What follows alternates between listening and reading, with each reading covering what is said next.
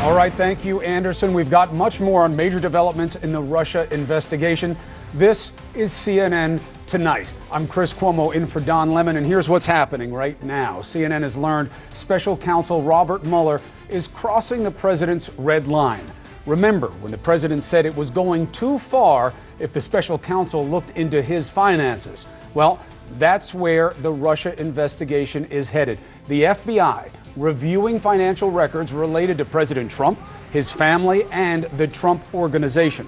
CNN also learning that Mueller has issued grand jury subpoenas for documents and testimony from people involved in that Trump Jr. meeting at Trump Tower. The president's White House attorney, Ty Cobb, issuing a statement saying, quote, "The White House is fully committed to cooperating with Mr. Mueller." Tonight, we're going to ask presidential counselor Kellyanne Conway about all of this. But first, President Trump weighs in on it all from his rally in West Virginia. Take a listen. The Russia story is a total fabrication. It's just an excuse for the greatest loss in the history of American politics. That's all it is. Interesting. Are we seeing a presidential pivot, making it more about the election and the Democrats, not just about the media? Let's get right to CNN's Athena Jones in West Virginia. Athena. Hi, Chris. That's right. New details and new developments are out tonight that aren't likely to make the president very happy, since he has spent months railing against this Russia investigation. He did so again tonight, coming out on stage here in Huntington, West Virginia, swinging in the wake of this latest news just out today that special counsel Robert Mueller has issued subpoenas related to Don Jr.'s meetings last summer with that Russian lawyer at Trump Tower. The president coming out, spending 5 minutes blasting this Russia story as a total fabrication and a hoax. Listen. The Russia story is a total fabrication. It's just an excuse for the greatest loss in the history of American politics. That's all it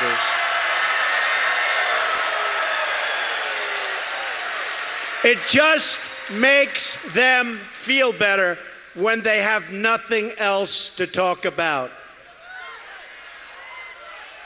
What the prosecutors should be looking at are Hillary Clinton's 33,000 deleted emails,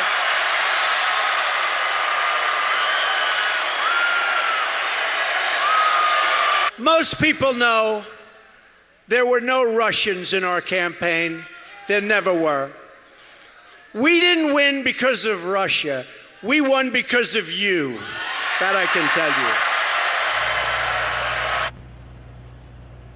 The president went on to jokingly ask the crowd, are there any Russians here? Then he went on to say that Democrats can't beat Republicans at the voting booth. And so what they're trying to do is they're trying to cheat his supporters out of the future they want and out of the leadership they want. And Chris, I can tell you this crowd really ate up those words. There are people who were here who waited hours to get into the building. And this latest tirade signals to us that the president is not planning to change this approach of constantly talking about this Russia story, a story and an investigation that he has repeatedly called a witch hunt.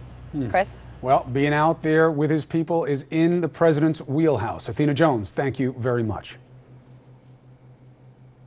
All right, joining us now is Kellyanne Conway, counselor to the president. Kellyanne, thank you for joining us. I appreciate it. It's my pleasure, Chris. Hi. All right, Kellyanne, let's talk some news of day, and then we can dive in to some deeper policy discussion. There are two bits of news coming out of the special counsel's office. The first is that the special counsel is using a grand jury, that subpoenas have gone out to people and related to documents with respect to that Don Jr. meeting. What is your response to those actions by the special counsel? Well, grand jury proceedings are supposed to remain private, so it's unfortunate that that's not the case here. I would refer you to the statement put out by the special lawyer for Donald Trump, Ty Cobb. He said today that he was unaware, we were unaware of this, but that anything that accelerates the process is agreed to by us, and that the White House will continue to fully comply. That's all we know at this moment. And the reason that it becomes a little bit more intriguing is that on the heels of this reporting, there's a second layer, which is that the special counsel is looking and asking for financial documents related to the president's holdings and to people who may have had business dealings with the president who may be relevant to the investigation. The president had said looking at his finances may be a red line not to cross for the special counsel. Look, the president has said that Jim Comey, the former FBI director, assured him on 3 separate occasions that he is not personally a target of any investigation. We know that these types of endeavors end up being fishing expeditions. They're a very broadly cast net. And I would remind everybody that in terms of President Trump, he has said that he has no financial dealings with Russia whatsoever. He said the Miss Universe pageant, which was an annual event, happened to make its way to Russia. 8 or 9 years ago, he was there for that. And his sons have also repeated that the business has no financial dealings with Russia. They do business all over the world. And in this case, again, I think people are just talking about an investigation that exists, but looking for collusion and conclusions that don't exist.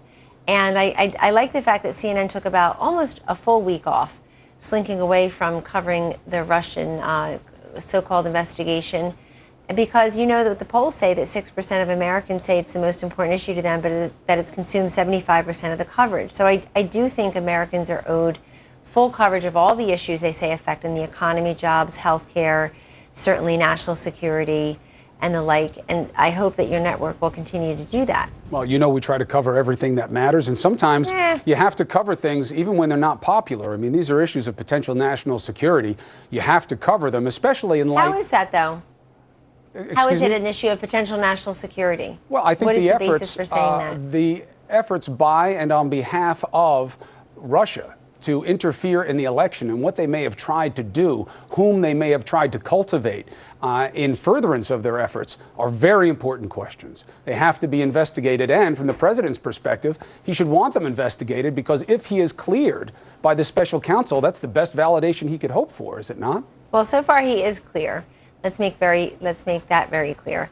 But secondly, the president and his counsel have said repeatedly, including today, anything that accelerates this investigation to its conclusion, we're all for. Also, everybody has agreed to comply. Jared Kushner complied last week, went and shared the information that he had with House and Senate officials, and then gave a statement right here, steps away at the White House. Obviously, everybody, but look, again, let's look at that meeting that you're talking about and that people like to focus on. What came of that meeting? I became the campaign manager 2 short months later. Nobody said to me, hey, we've got the silver bullet, the secret weapon on how to beat Hillary Clinton. Here it is. Here's the dossier. The only dossier we know about is the phony baloney thing that apparently was provided by using Russian money, meant to damage candidate Trump. And look at what Donald Trump has done as president. He's building up the military. We're exporting coal to Eastern Europe. And we took significant and decisive, swift action in Syria when Assad was gassing his own people. None of that was pro-Russia. It's all pro-America and pro-freedom and democracy. So I appreciate the fact you're saying you try to cover all the issues. I do respectfully disagree, because I think there are so many issues. Yesterday here at the White House, we had a roundtable discussion with military spouses, Ivanka Trump and Administrator McMahon and Secretary Costa and I. That's a real issue impacting real Americans. It's not hypothetical.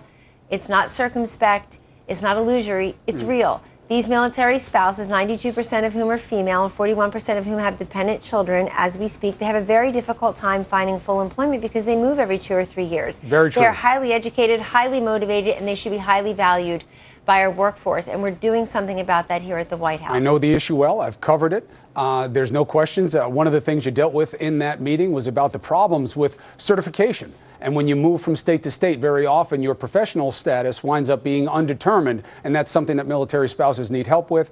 It's very important. But it's not an either or. These questions surrounding Russian interference also matter. And all we know really for sure about the meeting with Don Jr. is who was there and why Don Jr. was interested in going in the first place, which was at the invitation of a potential chance to get bad information from the Russian government about Hillary Clinton. Well, we actually know more than that. We know more than that. We know what Don Jr. has said. We know what Jared Kushner has said. Nothing came of the meeting. that Jared Kushner had texted an associate asking him to please get him out of the meeting because it was a waste of time. We know what they've said. That's true. Those are a couple of sources of information about the meeting. And why don't you believe them? Why are you ascribing negative motives, nefarious motives to my colleagues and to relatives of the president? But we're not looking at the evidence we have about, well, you're saying that's what they said. Yes. What is leading us to believe it's not true? Again, as campaign manager, I never had to go as far as Moscow to find anything negative about Hillary Clinton. I just listened to Hillary Clinton. I understand. She was like a walking treasure box of negative information. I She had no uplifting message, no optimism. And she didn't even run a good campaign. And even Van Jones, your colleague at CNN, says she lit $1 billion on fire. I agree with him. Well, but regardless of who won the election and how Hillary Clinton handled herself and handled her campaign, it's all irrelevant to the questions of Russian interference. That's not true. Of course they are. If we're going to talk about the election, we should talk about it. No. I'm not talking about the election. I don't even think the word came out of my mouth until you brought it up. This investigation is not about Russian interference, though. You know that, right? You're talking. I think it is exactly about that. I think one of the reasons that this meeting is so troubling is because what the president had called a hoax and a witch hunt is now demonstrably not that, because Russian people reached out, and not like citizens, not like just good people from Russia, but Chris, I have to ask a lawyer again, with very specific contacts reached out to his son with a solicitation of negative information about his political opponent, and then either duped him or whatever happened in the meeting happened. Shows it's not a witch hunt. No. What happened in the meeting? What do we know happened in the meeting?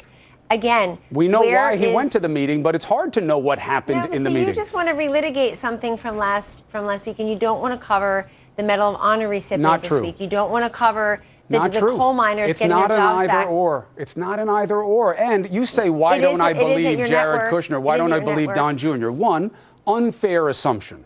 I'm not saying that I disbelieve anyone, but you must give a nod to the existence of this fact as well. The initial statement that Don Jr. put out, with apparently the help of his father, was misleading at best about what that meeting was about. So when somebody is misleading, it hurts their credibility on that issue. Fair point. Well, Chris, he has corrected that statement or added to it weeks ago. So I do have to respectfully disagree that somehow CNN is covering all types of issues and not just this one, where we basically are having the same conversation we had a few weeks ago, because you're not pushing it forward at all. You're relitigating something that's already the subject of an investigation. I hear you, but actually now the I grand jury am. will look at it. I did advance it. No, but you brought me back. I advanced it by what Mueller just said he's doing. That's the new reporting. What came of this investigation? What came of that meeting? That meeting was we don't know. Completely nothing. And the president himself in Warsaw, I believe at a press conference, made very strong statements against interference of any type. But you want your viewers somehow to believe that interference equals impact, and we know that simply is not true. No, I think that's unfair. No one with any type of credibility has said that a single thing that happened affected the election outcome. And that is why the election and how the campaigns were run is relevant. There's 70,000 votes in Pennsylvania and Wisconsin and Michigan. They were not procured. I agree that in there Moscow. is They were procured no in proof Milwaukee, to Madison. Date that any tabulations were affected. I have never said, reported, or suggested but otherwise. Let's keep reminding that doesn't people mean that these questions that is not don't the case. matter. And what I asked you about initially was not, what do you think about that meeting Don Jr. had? But it was that the special counsel suggesting that the reporting about the special counsel that's latest suggests that he's looking into the financial information of people who may have had dealings with the president. The president had said that's too far. So now that we know that the special counsel wants to expand the investigation that way, what's the president going to do about that? Chris, the reason the president said that his financials should not be looked into is because of what I repeated to you already, which is he says he has no financial dealings in Russia. Understood. The Miss University pageant went there, happened to go there.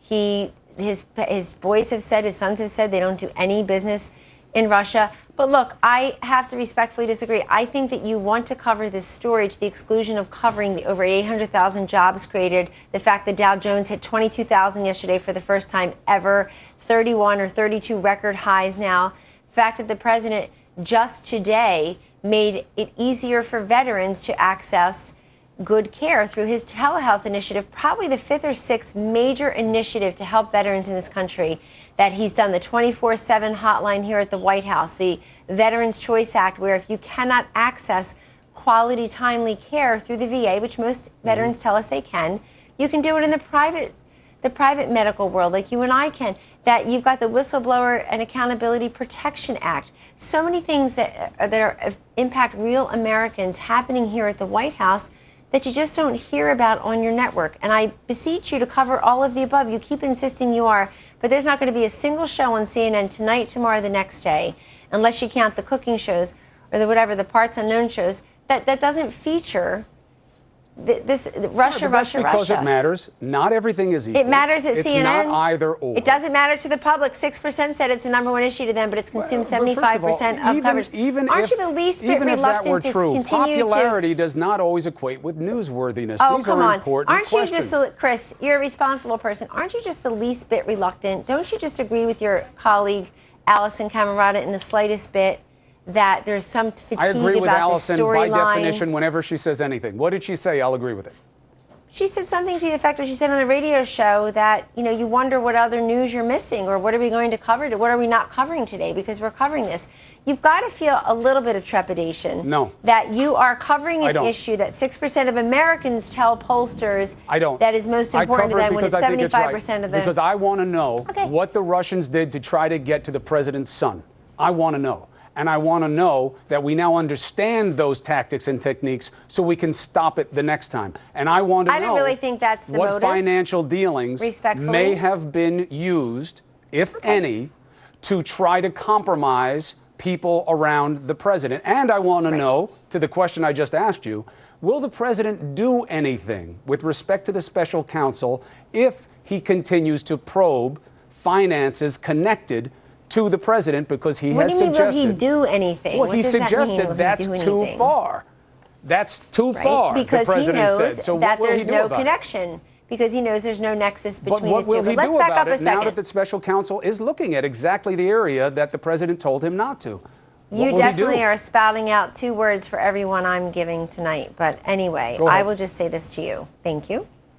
That if you're so concerned about what family members of presidential candidates get from Russia or their involvement in Russia, then please explain to your viewers why you're not, or never were, as a network, incensed about Bill Clinton getting a $500,000 speaking fee in Russia and his wife turning around and giving 20%, being part of the 20% of the uranium rights that went to Russian interest, why you're not at all concerned. We were very concerned. We looked at it thoroughly at the time. You're not concerned now. And neither of them is president of the United States. Hold on. You actually have evidence of that. If Don Jr. had taken a nickel, let alone $500,000 from Russian interest for giving a speech, you'd have one of those fancy graphics with like neon lights and a hologram of him. By the way, one of the early indications here was one of the president's sons saying that they had gotten a ton of money from Russia recently in their businesses. I mean, that was not something that was introduced by the media. You're just throwing it was things introduced out by there the family. now? I'm not. I'm just saying that trying to make Are there any other issues today that animated you think might be worth discussing? Just relevant. Yes. I want to talk to you about something else while I have you as well.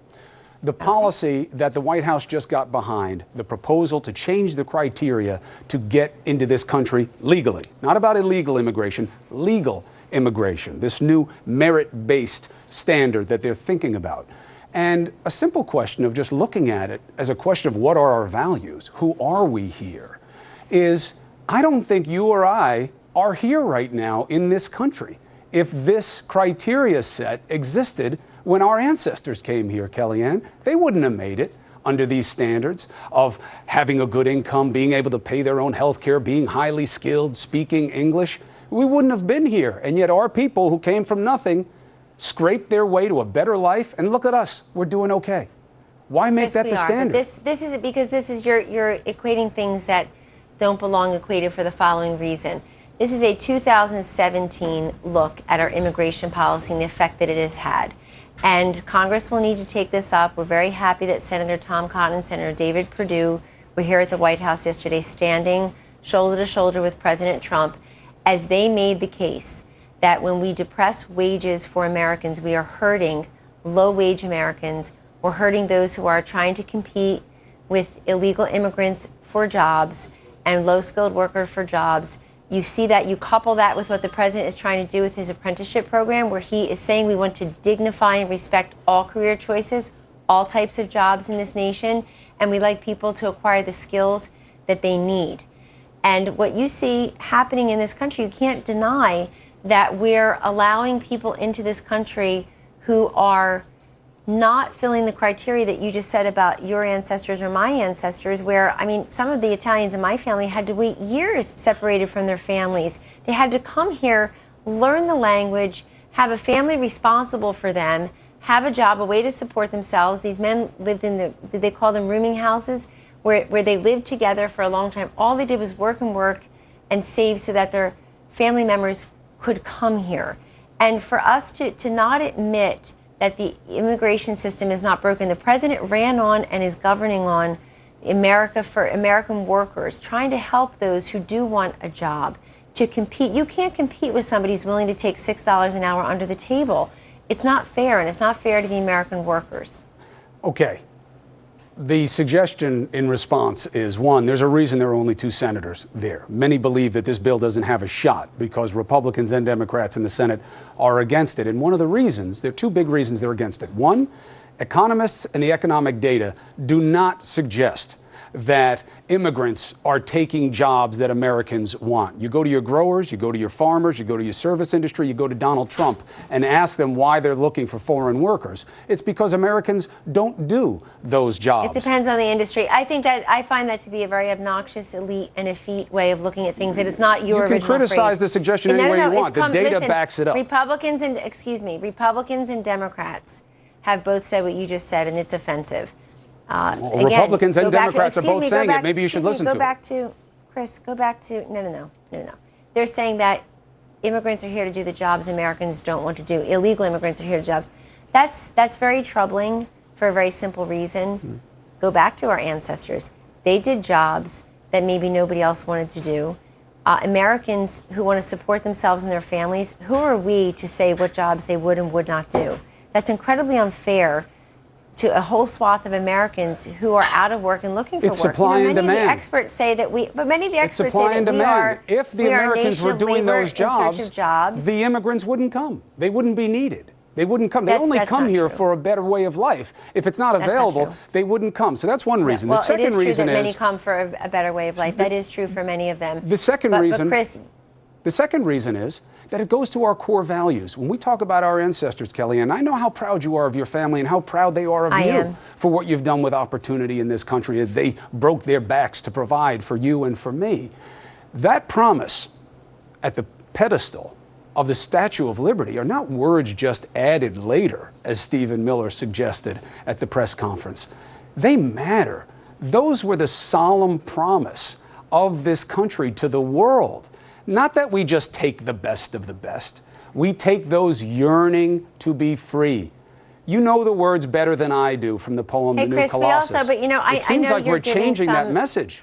Look, you're giving some sweeping statement about America and patriotism, and I totally agree with American patriotism. It's why I'm here, frankly, serving in the White House. But let's be honest, did you ever get this exercised about the illegal immigrants who were deported many times and had felony convictions that killed people like Kate Steinle? Have you ever felt this impassioned about it? I'm just asking you a question because you act like everyone is the same.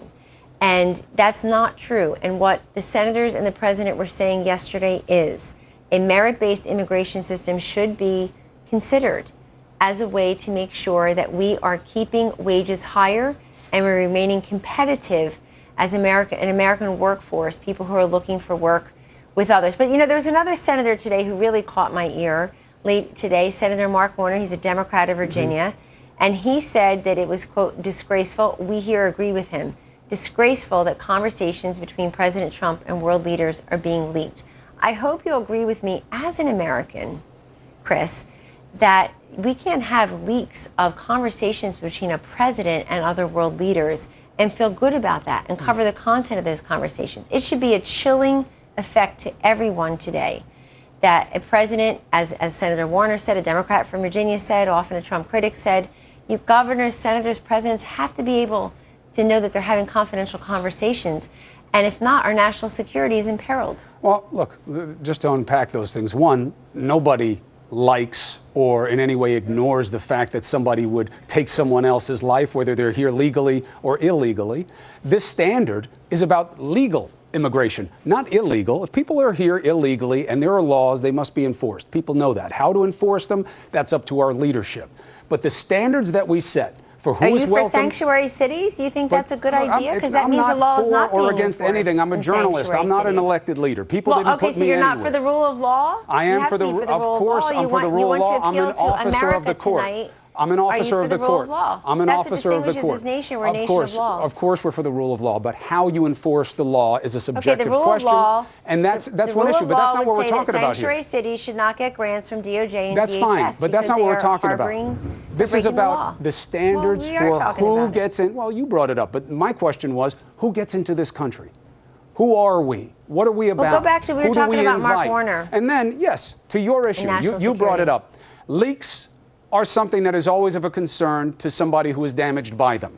The President of the United States, when he was running, he loved leaks. He literally shouted out that he loves WikiLeaks. He wanted them to go find Hillary Clinton's emails. So he was not any defender of confidentiality then, but now he is because he's been aggrieved by it. I just want to state for the record who mentioned Hillary Clinton again. Oh, you started. But what is in that transcript that's of concern is that his signature promise to his base about the wall, he seems to dismiss as just a political device to the president of Mexico. That's what's in this leaked transcript. He says that the wall is the least important thing we're talking about. It only matters politically. That's what he said to the president. What Senator Warner is saying, we think what Senator Warner is saying today is absolutely correct, and he probably reflects, Democrat of Virginia probably reflects the views of many Americans, millions of Americans, where we cannot have national security in peril because somebody thinks they're cute by leaking confidential conversations between a head of state here and a heads of state abroad. The leak is one issue. The substance of the leak is another. And you know, this conversation that you brought up between the Mexican president and the American president is troubling to those who voted for him on the base of his signature promises like the wall when he seems to dismiss it as a political device. Oh, you're going to discover who the Trump voters are now? Wow. Okay. I think we know very well who they were, and we know how their support for him has waned in recent polls. They certainly maybe because he hasn't delivered on these promises. Missing. Undercover Trump voter missing. But look, on this one. What is that supposed to mean? What is that even supposed to mean? Because you're telling me that the Trump voters are troubled by a leaked transcript. No, I said that the wall was a signature promise that resonated with his base and led to many votes. And the president is very committed to it. He got $1.6 billion. That's not true. He got $1.6 billion. No, he got $1.6 billion for that wall just last week as part of a multi-billion-dollar security package. He believes, I hope you agree, that a sovereign nation has to have borders that matter. With Mexico, he's been very tough. He's renegotiating NAFTA. We have a trade deficit with Mexico that's not to be believed. He has warned them that the never-ending flow of people and drugs over our border are hurting our nation and poisoning our communities. And he's very serious about the wall. He got funding for it just last week. So you know that, and you know he's going to stick to that campaign promise. There's no question that there are problems with what comes across the border illegally. Too many of us have been down there and seen it firsthand. Why doesn't it matter enough to you? Oh, it matters. Look, let me just ask you a question. Hold on a second. Kellyanne, you hit me with a lot of sticks that are often unfair. You just said, why doesn't it matter? Okay, I spent my weekends, my time off, shooting a documentary about what's going on in New Hampshire. And you know this. I was with the same firefighters that the president took pictures with saying, I'll be there for you. I'll get you more treatment centers. I'll get you more this and that, which hasn't happened. Don't say I don't care. Oh, I care it is happening. Deeply. I've covered the issue for years. I know it better than most. We've got a whole documentary coming out on it. And opioids matter. The president saying that he won New Hampshire because it's a drug den wasn't actually well received by the governor or the people of that state. And that's another thing that came out in these transcripts. What do you make of that? And what the president is saying is that this is a crisis. He's been to New Hampshire before saying it's a crisis of epidemic proportions. And he's absolutely right. You know, with opioids, something I work on here at the White House every single day, Chris, it's part of why I'm here, frankly. No state has been spared and no demographic group has been untouched. I'm sure you saw this in New Hampshire. And the president recognizes it's an epidemic that we have to try to solve. Talk about a nonpartisan issue in search of bipartisan solutions. I hope we can do that. And very recently, Secretary of Health and Human Services, Tom Price, and I traveled to New Hampshire together. We met with Governor Sununu. We've met here with the two senators from New Hampshire, both Democrats. They came here to the White House to have a meeting where Governor Christie, who heads up the bipartisan commission, and I were. We feel like this is an area where we can all work together. We have to cut down on the supply and cut down on the demand. There has to be interdiction, prevention, treatment, and recovery. And I will tell you, as someone who's had these grieving families cry on my shoulder, I love the fact that we are learning from them. They're so courageous, and they've suffered so grievously. I can't even relate.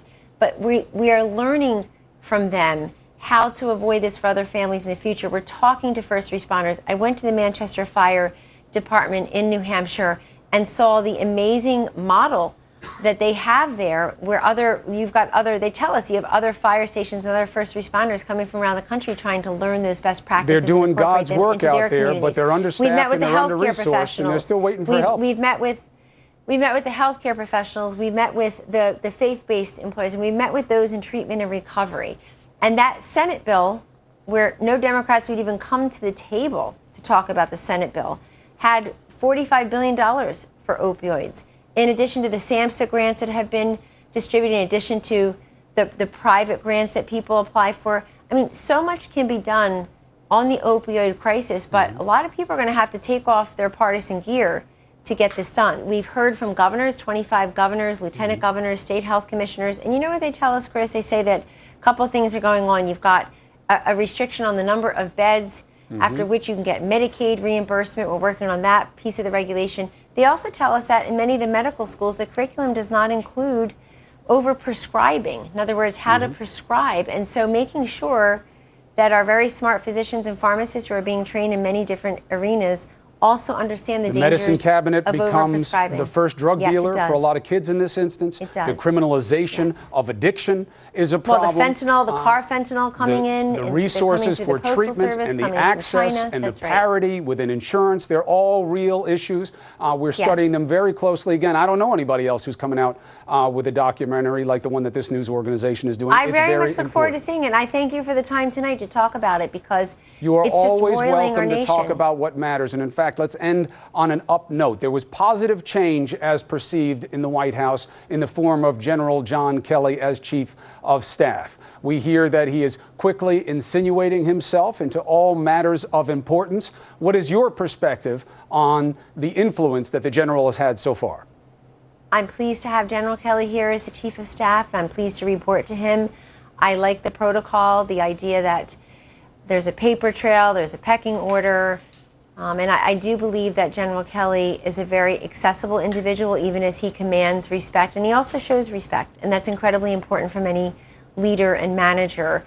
We've had a very good, busy week here. There have been many activities here at the White House. The president is on the road tonight, as you know.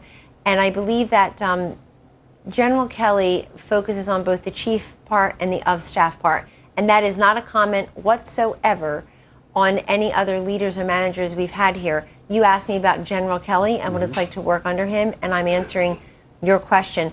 I also think that General Kelly is a great asset to this president. He's a generational peer, and he comes from President Trump's cabinet. So he knows firsthand and full well how vitally important our cabinet departments and agencies are and how active this cabinet is. We often don't get the coverage for the men and women who serve in our cabinet and the things that they're doing every single day on behalf of the American people. Good to hear. Positive change is good news. Kellyanne Conway, it is always a pleasure to have you discussing what matters to the American people.